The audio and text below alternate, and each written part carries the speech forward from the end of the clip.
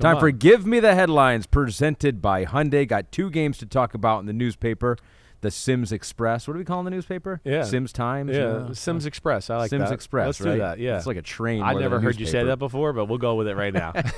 Yeah, I don't think we should go with anything my brain comes up with at this point. I don't think it's working at full potential. Buccaneers defeat the Saints 51-27. Bucs outscoring New Orleans 27-0 in the second half. Your headline for this one is? When in doubt, go with God. Win. That's what, as in Chris Godwin. Over and over and over again. God's good too, but he wasn't as good as Chris Godwin today. At least in a receiver. I didn't see God have any great receiving stats today. No, he may have helped, but no, for sure. Okay. He had a hand in some of them. Chris Godwin. What was his line here? I don't 11 have it right for in front of me. 125. Wow. Right. And not down the field chunk plays or anything like that, right?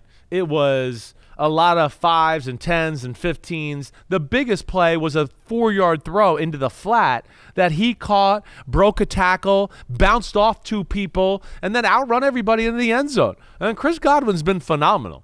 I mean, they're really amazing with the fact of, getting the ball into Godwin and Evans' hands week after week. They just find ways to do that. And, of course, I think the world of Baker Mayfield. I think he's got a great arm. He's aggressive, and he can throw lasers wherever you want. This was the craziest game of the day, Ahmed. This was like Bucs totally controlling and dominating the game. And then we're like, wait, people watching aren't going to like this. We got to let them get into this and get a little interesting here. Right? And what they do after that, oh my gosh. I mean, but we'll get to that later. Yeah. But either way, so here's what happens. They're up 17-0. The Saints get a field goal drive. Okay? But it's Baker Mayfield, I think throws an interception 2 out of 3 plays in a row. They block a punt, and all of a sudden we're sitting there going, what? The Saints are getting killed, and they're winning 20-17. I mean, it flipped just like that, okay? But at the same time, it goes 20-17 Saints. The Bucs foot on the accelerator once again and really could not be stopped on the offensive side of the ball the whole day. I mean, the Bucs, the way they ran the ball, right? You remember our guy, Sean Tucker from Syracuse? Yeah. He was I think we ranked him number 4 in the running back rankings a few years ago. Yeah, he's about to become one of their go-to guys on offense. He had a phenomenal day. 14 carries, 136. And then Bucky Irving had 14 carries, 81 with a couple of really explosive plays. These dudes they're real. They're impressive. Like, they really are. I'm impressed with every facet of how they run. They kind of got everything, right? Where it's like they can break an ankle, they can outrun you, they can run you over, right? They could stiff arm, get extra yards that way. Really, really impressive.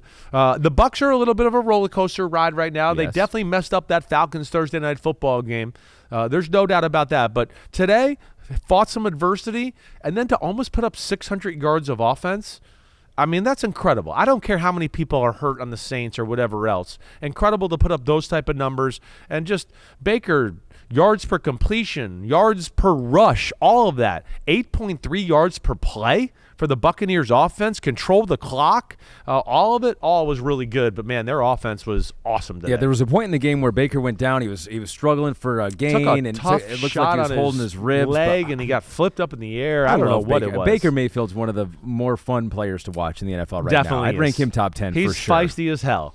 There's no doubt about it. Even though he went to OU, he's not a Longhorn, I'll give him a little credit. Austin native. Right. So everything went well for Baker Mayfield except for the 3 interceptions in the second quarter. Yep. But they did get the win here. And Oklahoma just trounced the Red River rivalry. Yeah. And then did you see what they did? Oh, I Texas saw. Did I with was loving it. I was actually trying to talk crap to Baker last night on our pregame show for Oregon Ohio State, just to try to eat that, Baker, because I know Baker and we're friends and he's a great dude. But yeah, the Longhorns went a little medieval on Baker Mayfield's jersey. Texas took the jersey and then they spiked it as if they were planting the flag on the jersey, because they did, on Baker Mayfield's Oklahoma jersey.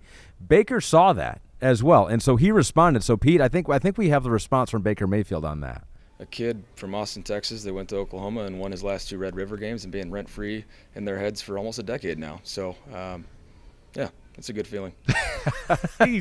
He's such a chippy bastard. He's like, that's a win for me. That's a win for me and for Oklahoma if they're still thinking about it. It's personal to him. What I would say, though, is like I see Oklahoma in national championship games playing other teams, and they're still doing horns down. So I'm not sure who's in whose head. There's a lot of, even though their program is probably – through history, and it's better than Texas. Yeah. But for whatever reason, even when they're playing other teams, they're still doing horns down. So you can't talk about rent-free in our heads. But I understand it. Baker's a baller. I love Baker. I mean, he started the whole flag plant thing, remember? Back in the day. He used to do it when OU used to beat Texas. He did it then. When they beat Ohio State, he did it at Ohio State. That was kind of his thing. So I don't know why Texas decided to bring that out and bring back old bad memories of Baker Mayfield beating us. But either way, he was awesome today. Really awesome for the Buccaneers. And let me ask you, Spencer Rattler, what did you think of him? You know what? I was really impressed with Spencer Rattler. Tough spot to be in. Here's my big thing. I know it wasn't a perfect game, but he made some plays in the game. He showed he was tough. And here's the biggest thing.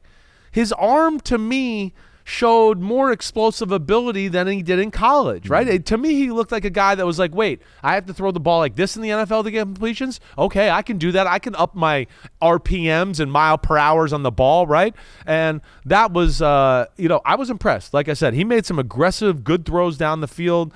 Being down early, didn't panic. Those turnovers helped. But, I was impressed by him. A guy that had talent in college and was once looked at as a Heisman candidate and one of the top NFL prospects. And then Caleb Williams and all that came into town and messed everything up for him. What a roller coaster for the Saints here. Those 40-point scores against the Panthers and the Cowboys, and now they've lost 4 games in a row. Yes, and I feel safe to say that they're in deep shit, right? As much as I loved them early in the year and I was excited about them, the Monday night loss to the Chiefs was not a good look. It wasn't the kind of look, and this is where I said this in our picks pod last week, so I'm not being like, prisoner of the moment. I know everything.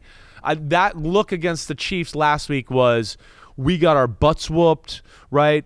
We don't have a lot of answers, and we're a beat-up football team. And then we saw that again today. And they got to be concerned with their defense. Their offensive line, of course, is hurt, not playing at the same level. Your quarterback's out. The only bright thing today was Rashid Shaheed for the most part on the offensive side of the ball and his few of his big plays. But, they're in trouble there in New Orleans. And, of course, Tampa Bay is very good. I'm not sure the best team in the NFC South, but they're up there with the Atlanta Falcons. Well, speaking of the Atlanta Falcons, 2 teams that are 4-2, the Bucs and the Falcons. Falcons got a win over the Panthers, 38-20. Your headline for this one is the South Sweepers. That's what happened. Yes, it is. Atlanta has beaten the NFC South opponents in each of the last 3 weeks. If you're going to go on a 3-game winning streak, it's best to do it against teams in your division. That's exactly what they did. They did it emphatically here on this Sunday. They did. It wasn't easy early on. There was a little bit of, going back and forth. Carolina kind of hung in there. But, ultimately, what you just said is the Falcons they're better all around. And as a game goes on, more times than not, and there's not major mistakes that happen, right? The more plays, the more time goes on, the better team continues to reveal itself more and more throughout the game. And that's what happened. I mean, the Panthers just couldn't keep pace. The biggest thing was the Panthers couldn't stop Kirk Cousins in the offense. They could do whatever they want. I mean, it was surgical. It was running the football. They really got it going in a big way today. And, the Panthers, resilient, tough. Dalton did make some big throws, but he threw, a big interception. I think when it was maybe 25-17, they were driving somewhere around that point of the game. He was kind of running out to his right and tried to throw a ball. I think it was to Deontay Johnson on the run, and it got undercut by, it might have been Phillips on that one, or it might have been A.J. Terrell, honestly. And that kind of ended the game, where you felt like that was it, and they couldn't get Atlanta's offense off the field. They ran the ball well, did the Falcons, 198 total yards. Algier goes over 100. Bijan Robinson almost does the same thing. Another great duo for a football team. And you're seeing their O-line, I think, will continue to be dominant. I won't be shocked if we can continue to see these type of stats, right? Drake London pops, certainly. Yep. Mooney always pops. Pitts is starting to pop on a more consistent basis. Kirk Cousins' arm is still not back to full strength, in my opinion, with the pop at his legs and really getting his legs underneath him and being able to push off. But still, he is a master at reading defenses and going to the right place with the ball. And they were clearly the better football team. Made some mistakes. Fumbled the ball. Ray McLeod, one point when they got a first down, let Carolina hang around, but ultimately the Falcons prevailed. Last couple of years, the NFC South has not necessarally been the most entertaining division. The division winner sometimes right around 500. Atlanta and Tampa Bay legitimately entertaining. They are. I'm with you there. I mean, the Kirk Cousins story, some of the weapons they have on that side of the ball, right? That's awesome. And then, I mean, how could you not like Baker Mayfield and Mike Evans and that crew? I mean, they're fun to watch. And then Todd Bowles, I mean, he's going to blitz and either create chaos or it's going to be chaos against him. Yeah. So the Bucs are kind of fun, can't miss TV as far as entertainment purposes. You know why he's going to do that? Yeah. Because we got Bowles in this house. Got Todd Bowles in this house. He's certified freak 7 days a week. Todd Bowles. That was Give Me the Headlines presented by Hyundai.